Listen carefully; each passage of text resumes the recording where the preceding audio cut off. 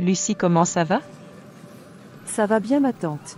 Je suis venue te faire une proposition, j'en ai parlé à tes parents et ils sont d'accord. Je veux que tu épouses mon fils, la femme qu'il a épousée est stérile et comme tu vois je ne peux pas mourir ainsi. Je vais la chasser pour que tu prennes sa place, mon fils est très riche et il saurait prendre soin de toi.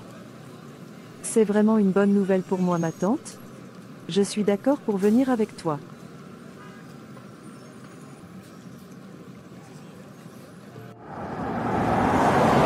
Je n'en peux plus Seigneur. 15 ans de mariage sans enfant, aie pitié de moi. Pourquoi tu n'exauces pas ma prière, alors que je sers à l'église? Je respecte tes commandements.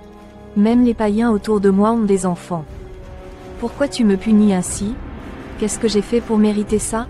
Comment est-ce que je verrai ta grandeur? Ma chérie, tu as fini de rédiger le nouveau statut que je t'ai demandé? Oui, je l'ai fait il y a quelques heures. Ok, merci. En fait, j'ai quelque chose à te dire. Mais ne te fâche pas, je vais régler la situation. C'est quoi le problème? Ma mère a fait venir une fille dans la région. Elle est allée la chercher à la gare. Elle dit me la donner pour avoir des enfants. Pourquoi ta mère me déteste autant? Elle ne te déteste pas, elle est juste nourrie par cette envie d'être grand-mère, mais ne t'inquiète pas, je ne vais pas la laisser faire. Mais pourquoi Dieu aussi n'a pas exaucé nos prières? Je souffre mais ça ne lui dit rien. Je commence déjà à douter de sa fidélité. Ne parle pas ainsi du Seigneur, sèche tes larmes et fortifie-toi. Dieu est fidèle, s'il ne l'était pas tu serais déjà morte, c'est lui qui renouvelle ton souffle de vie chaque jour et conduit tes allers et retours. Sache que je te soutiendrai toujours face aux caprices de ma mère. Cela devrait te donner le courage d'affronter avec force cette épreuve qu'on traverse. Je t'ai épousé parce que je t'aime. Les enfants c'est Dieu qui donne et je sais qu'il le fera pour nous. N'oublie pas mon amour, le temps de Dieu n'est pas celui des hommes. Tu as raison. Seigneur, pardonne mon ingratitude et mon incrédulité.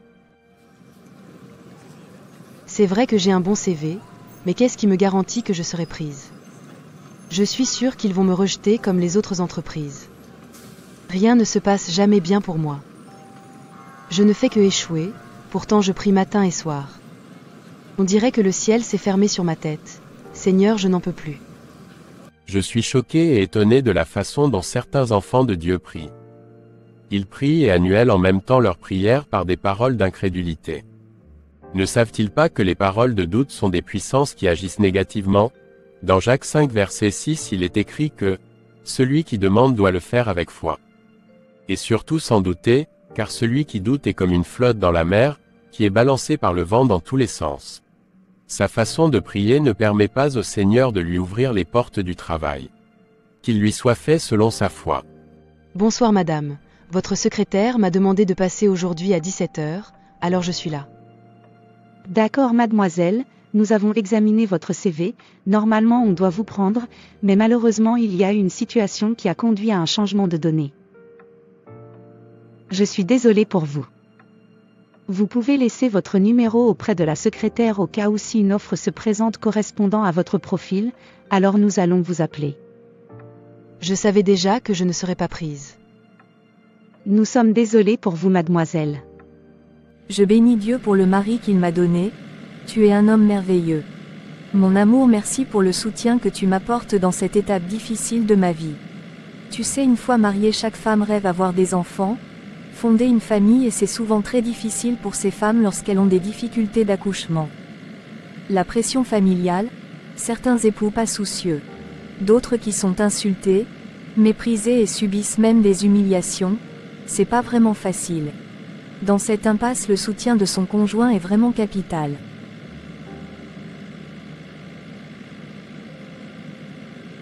Cette épreuve nous concerne tous deux et donc tu n'as pas à t'en faire.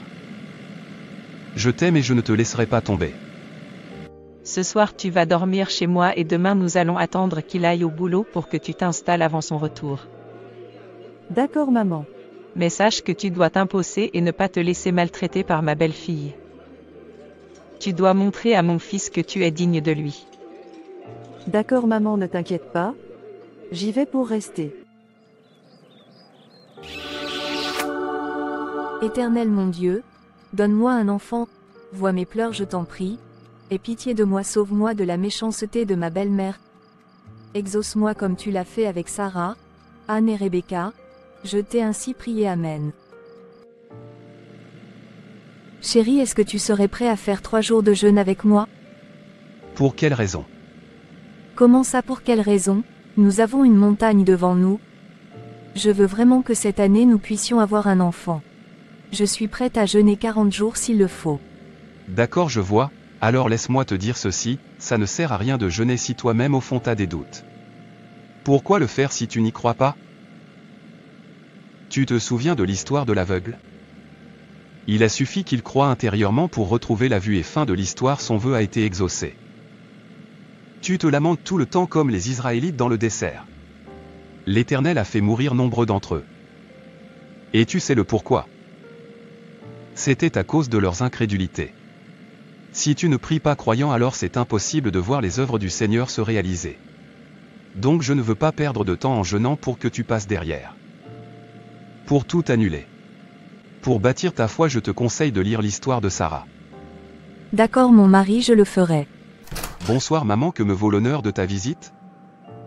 Je suis simplement venu t'avertir que j'ai déjà installé la mère de tes enfants à la maison. Ah bon? Merci maman, c'est compris, j'irai la rencontrer ce soir à la maison. Comme tu as fini ta mission, tu peux rentrer l'esprit tranquille au Cameroun. Tu as toujours été un bon fils et obéissant, je savais que tu n'allais pas t'opposer. Ok, j'irai saluer ta femme puis j'irai prendre mon vol pour le pays. À bientôt fils. Soyez la bienvenue maman. Pardon, épargne-moi de tes salutations, dis-moi plutôt quand est-ce que tu vas quitter la vie de mon fils? Je lui ai ramené celle qu'il faut. Celle qui me donnera mes petits-enfants, vu que tu en es incapable. Ah super, quelle bonne nouvelle. Merci d'avoir ramené cette femme pour mon mari. Ça alors, tu n'es pas fâché? Non maman, la joie du Seigneur est mon partage. Je voudrais aussi profiter pour vous annoncer que je suis enceinte. Sérieux? Tu ne me mens pas? Non maman, je suis vraiment enceinte. Félicitations ma fille. Je te demande pardon d'avoir ramené une autre femme.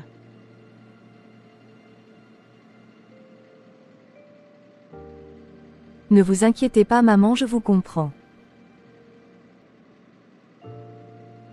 Pourquoi tu ne m'as pas dit que ta femme est déjà enceinte? Ça m'aurait épargné le voyage d'aller te chercher une autre femme.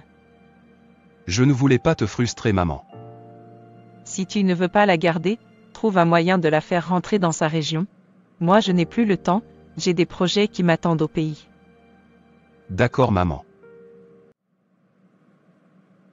Pourquoi ma femme a menti à ma mère qu'elle était enceinte? Je vais aller lui demander. Pourquoi tu as menti à ma mère? Je lui ai dit ça pour qu'elle me laisse tranquille, mais je lui ai aussi dit ça par acte de foi. Je crois vraiment que tout ce dont j'ai besoin est déjà en moi. Après avoir pensé à te dire le matin, je pense qu'avec la foi on peut faire l'impossible. Je suis content des changements radicaux qui ont eu lieu dans ton système de pensée. Je pense mon amour qu'avec une simple prière tout ira bien. Allons à la maison pour faire partir cette fameuse Lucie. Bonne arrivée chérie. Tu m'appelles comment? Tu as le culot de t'installer dans la maison d'un inconnu? Lève-toi et prends tes affaires. Par gentillesse, je vais t'accompagner à la gare pour que tu puisses rentrer chez toi. Pourquoi tu me traites ainsi? Je suis venu ici pour te faire un enfant dont ta soi-disant épouse en est incapable de faire. Lève-toi et sors, je ne vais plus me répéter. Dieu de fidélité, je te demande pardon pour cette incrédulité dont j'ai fait preuve durant toutes ces années. Aujourd'hui je décide de te faire confiance car tu es digne de confiance. Merci Seigneur pour cette merveille, j'ai ainsi prié. Amen. Ça fait 2 mois que tu as dit à ma mère que tu es enceinte. Elle est tellement excitée qu'elle veut bientôt venir prendre soin de toi. J'ai la foi et je crois que j'aurai mon bébé. D'ailleurs j'ai rendez-vous chez le médecin aujourd'hui. Je crois en Dieu et je sais qu'il ne va pas me laisser tomber. Tu es vraiment devenue une femme de foi, le Seigneur agira car moi aussi je crois. Seigneur, je crois que j'obtiendrai ce travail, j'ai foi en toi et je ne me lamente plus. Merci pour tes bienfaits dans ma vie. Le Seigneur Jésus est un Dieu de bonté. Le travail, les enfants et même les difficultés que vous traversez ne doivent pas vous faire faillir. Soyez intègres comme Job et ayez foi comme Sarah, Abraham et les autres. Qu'il vous soit fait selon la foi. J'ai le plaisir de vous annoncer Madame Carla que vous attendez un enfant. Merci Seigneur, j'ai eu foi en toi et tu m'as pas déçu. Merci Dieu de fidélité. Merci Seigneur de m'avoir donné ce travail, tu es un Dieu riche en bonté. Les lamentations bloquent et le doute bloque la grande majorité de vos prières. Lorsque vous priez, croyez déjà que vous le recevrez. La foi déplace les montagnes. Soyez des hommes de foi. Jésus lui-même le dit, crois en moi et tu seras sauvé. Alors enfant de Dieu, éloigne le doute et l'incrédulité et tu verras les œuvres de Dieu se manifester dans ta vie. Je suis Cédric, fidèle réalisateur de ce contenu. Si tu l'as aimé, n'oublie pas de t'abonner à ma chaîne et me laisser un j'aime. À bientôt pour une prochaine vidéo, d'ici là portez-vous bien. Que le Seigneur vous accompagne. Merci.